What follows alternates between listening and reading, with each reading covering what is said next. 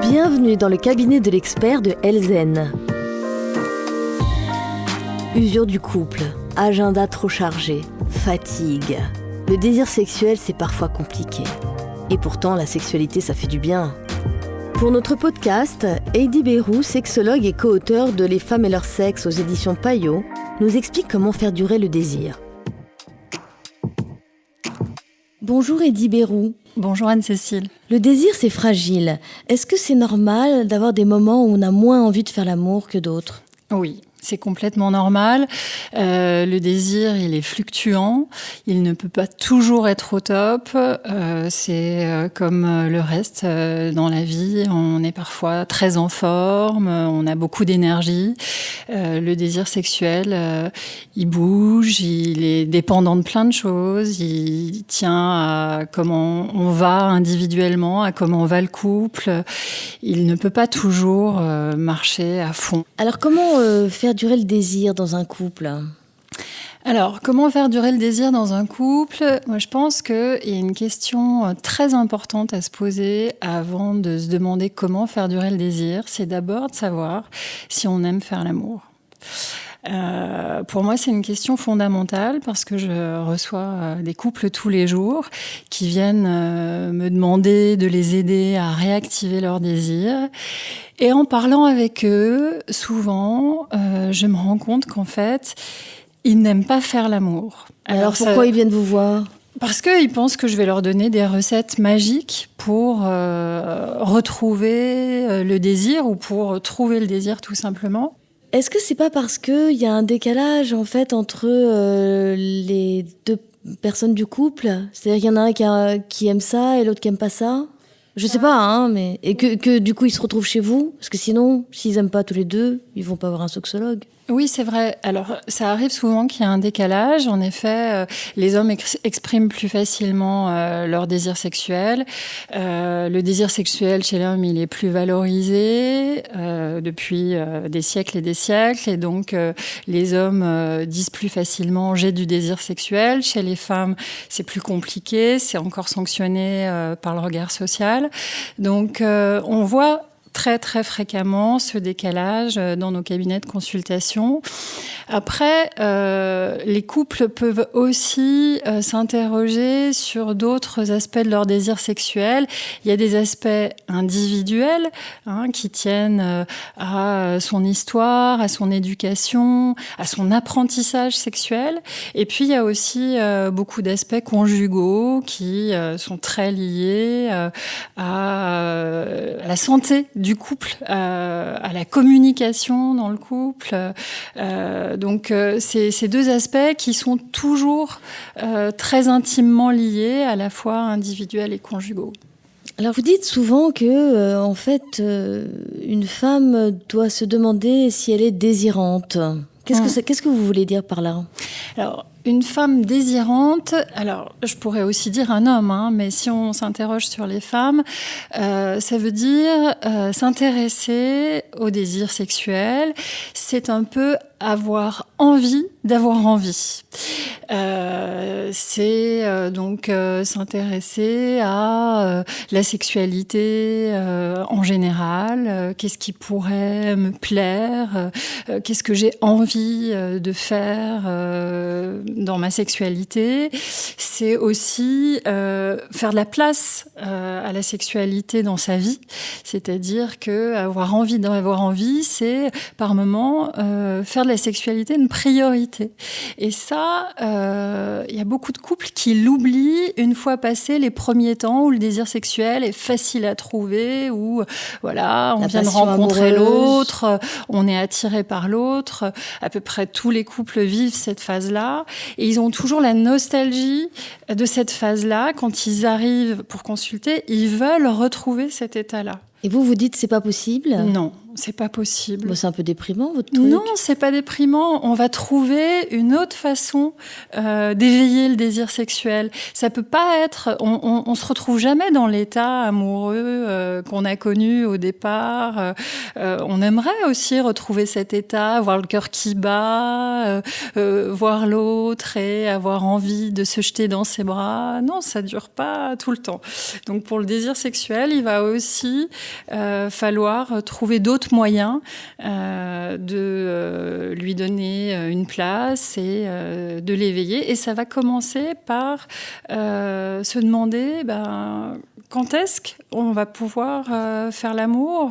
On a organisé notre vie autour de plein d'autres choses. Les enfants, le travail, le boulot, les loisirs. Je reçois des couples qui croulent sous les loisirs, qui font tous les soirs une activité, le week-end, les expos, le cinéma.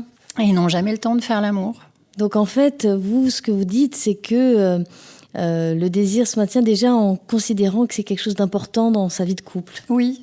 Oui, en acceptant que ça ne va pas venir tout seul, que le désir n'est pas naturel. On aimerait que le désir soit spontané, naturel, qui nous tombe dessus, qui nous saisisse et que ce soit quasiment pulsionnel. Mais la réalité, c'est pas ça. En revanche, si on s'y intéresse un peu, si on y pense, tout simplement, si on écoute un podcast, si on lit un bouquin, le fait déjà de s'y intéresser va aider à se donner des idées, à se dire tiens, je pourrais peut-être aller vers lui, vers elle, à tel moment, de telle façon, etc. Vous dites aussi que le désir pour une femme, souvent, c'est quand même quelque chose d'actif. Qu'est-ce que vous voulez dire par là ? Ce que je veux dire, c'est que, comme j'expliquais tout à l'heure, comme les hommes se sentent plus autorisés à exprimer leur désir sexuel, donc on voit qu'en général, ce sont plus eux qui, dans le couple, disent « moi j'ai envie, j'ai des besoins, j'aimerais qu'on fasse l'amour ». Et du coup, les femmes sont plus habituées à répondre au désir de leur partenaire. Elles ne sont pas à l'initiative, de l'acte sexuel. Ouais, elles sont beaucoup moins à Même l'initiative. encore aujourd'hui. Oui. En tout cas, c'est ce que je vois dans mon cabinet. Et du coup, être active, c'est pouvoir justement prendre les devants et aller vers l'autre et ne pas attendre que l'autre vienne et lui répondre oui, non. Et à partir du moment où les femmes arrivent à être actives et arrivent à se dire tiens, c'est vrai, si moi je m'empare de cette question-là et je me demande quand est-ce qu'on pourrait faire l'amour, comment on pourrait faire l'amour, elles vont se rendre compte qu'en fait, en étant actives dans cette démarche, elles vont trouver leur désir. Vous dites aussi qu'une femme entretient son désir en se sentant désirable. Qu'est-ce que vous voulez dire par là ?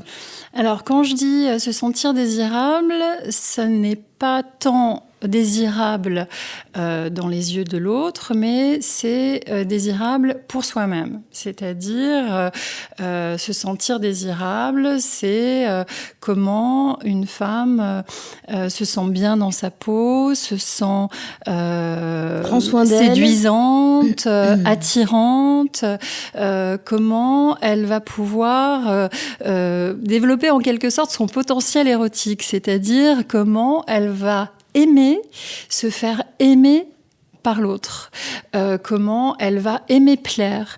Alors, si vous voulez, ça a vraiment à voir avec l'érotisme, c'est-à-dire, encore une fois, se demander comment je vais aimer faire l'amour, comment, quelles sensations vont m'aider à aller vers l'acte sexuel, est-ce que j'ai envie qu'il me susurre ou lui susurrer des mots doux, est-ce que c'est son odeur, est-ce que je vais avoir envie de le toucher d'une certaine manière ou qu'il me touche. Enfin, c'est réfléchir à la sensualité, à la séduction, c'est être vraiment dans une recherche de plaire et de se plaire dans la sexualité. Est-ce que ça passe par prendre soin de soi ? Oui, je crois. Je crois que ça passe par prendre soin de soi, par soigner son sex appeal, en fait. Hein. Et ça, c'est très variable d'une femme à l'autre. Certaines vont se sentir très sexy en culotte petit bateau. D'autres auront besoin d'une lingerie rouge, voilà, plus affriolante. Est-ce que ça passe aussi par, je sais pas, faire du sport, enfin des choses comme ça? Pourquoi pas? Pourquoi pas? Je pense pas qu'il y ait une norme à laquelle correspondre, évidemment. On voudrait toutes être sportives, fermes et musclées, mais dans le désir sexuel, c'est autre chose qui se joue, hein, qui renvoie beaucoup aussi à la sensualité, à comment j'aime me rapprocher de l'autre, toucher l'autre. C'est quand même la sexualité, c'est aussi deux corps qui se rapprochent, deux corps qui vont s'aimer, et c'est pas seulement les codes physiques de beauté qu'on peut avoir en tête. Donc en fait, Heidi Beyroux, ce que vous dites, c'est qu'il faut se ménager des moments à deux, un peu avec l'arrière-pensée que ça va se passer. Oui, parce que le problème, c'est que, le désir sexuel, ça n'est pas que la sexualité. C'est-à-dire que le désir sexuel, il va venir aussi quand on passe des bons moments à deux, quand on va se faire un bon resto, on va aller se balader, on va partager, peu importe ce qu'on partage, mais on va être content de partager un moment à deux, et en rentrant de ce moment-là ou en repensant à ce moment-là, du coup, on va avoir envie de se rapprocher de l'autre, on va se dire qu'on l'aime, et peut-être on va se dire, j'ai aussi envie de lui donner de l'amour dans la sexualité. Et voire de prendre un peu de plaisir personnellement également. Oui, parce que vous dites aussi que la clé du désir qui dure, c'est aussi d'être un peu égoïste dans son anticipation, dans l'anticipation du plaisir qu'on va prendre égoïstement. Oui, c'est sûr. Et ça nécessite aussi de savoir prendre du plaisir dans la sexualité et de pas vouloir en donner seulement à l'autre. Très souvent, quand on rencontre des personnes qui ont des soucis avec leur sexualité, on se rend compte qu'ils sont trop centrés sur l'autre. Ils s'inquiètent, les hommes et les femmes, hein, ça c'est vraiment, dans les deux cas, on retrouve ce problème. Les hommes qui perdent leur érection ou ont une éjaculation trop rapide, ne pensent qu'à leur partenaire et ont peur de ne pas la satisfaire.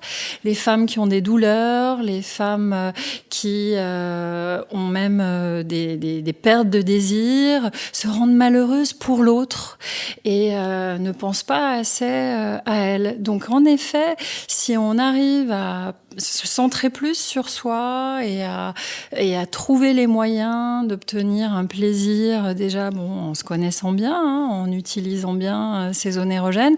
Il faut savoir qu'on voit quand même beaucoup en consultation de femmes qui connaissent pas leur sexe, qui savent pas utiliser leur clitoris par exemple, alors que c'est quand même notre organe de plaisir. Et moi j'ai encore envie de le dire, même en 2018, il faut aider les femmes à trouver leur clitoris. Tous les jours en consultation, j'explique à des jeunes femmes très cultivées, indépendantes, ce qu'est le clitoris et je les incite à le trouver pour justement parvenir à se donner du plaisir. Ouais, donc on a encore un peu de chemin à faire, nous les femmes. Dernière chose, vous dites que pour stimuler son propre désir, pour être désirante, il faut aussi se sentir désirée. Oui, alors ça, évidemment, c'est lié aussi au fait de se sentir désirante et désirable, mais c'est fondamentalement lié à ces deux aspects parce que c'est la question du couple, c'est-à-dire qu'on ne peut pas penser son désir sexuel sans penser au couple. On n'est jamais seul dans la sexualité, par définition. On fait l'amour avec quelqu'un d'autre. Et trop souvent, parce que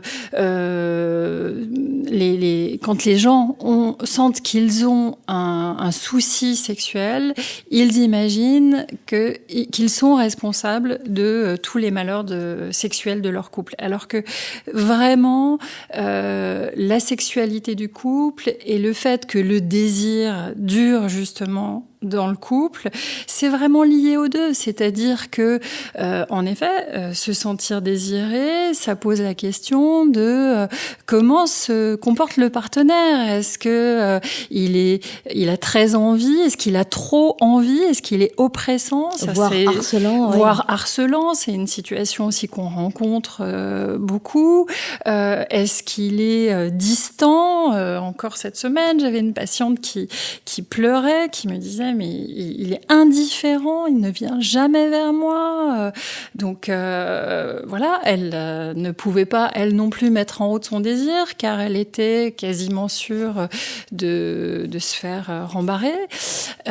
Donc oui, l'autre, évidemment, va beaucoup jouer et va nous donner confiance.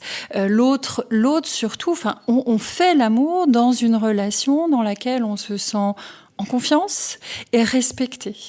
Ça, c'est quand même très important. Très important. Il ne faut pas oublier ça.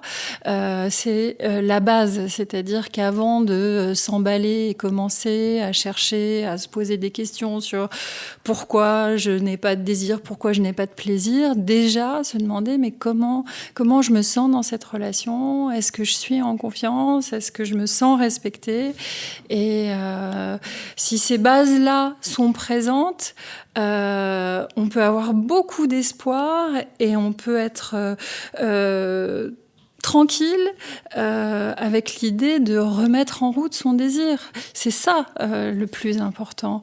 En s'y intéressant à partir du moment où on est dans un couple, où il y a de la confiance et du respect, ça peut marcher sans problème.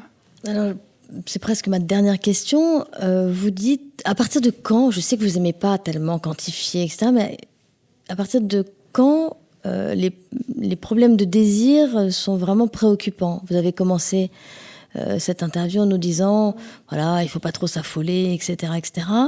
Mais je sais que vous dites quand même qu'il y a un moment où ça devient préoccupant. Alors, certains couples perdent l'habitude de se retrouver sexuellement et il faut faire attention quand même parce qu'il est rare que trop de temps laissé entre les rapports sexuels satisfasse les deux partenaires. Et il y en a toujours un des deux qui est frustré. Oui, souvent. Et à force, le désir, comme le désir par définition est fragile, à force le désir devient vraiment paresseux. Donc si on veut le retrouver, il faut chercher de l'énergie pour s'y reconnecter, car si on attend qu'il revienne tout seul, on peut attendre très longtemps.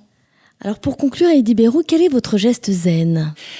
Alors je vais vous dire, Anne-Cécile, moi j'aime beaucoup être dans mon bureau à la fin d'une journée de consultation, dans le silence absolu, pendant quelques minutes, ne rien entendre, ne rien faire, et rêver un peu. Merci Heidi Béraud. Merci Anne-Cécile. C'était le cabinet de l'expert de Elzen. N'hésitez pas à vous plonger dans notre série « L'atelier sophro de Elzen ». Nous vous avons concocté de petites pastilles pour améliorer votre forme, faire baisser la pression du quotidien ou encore vous aider à dormir.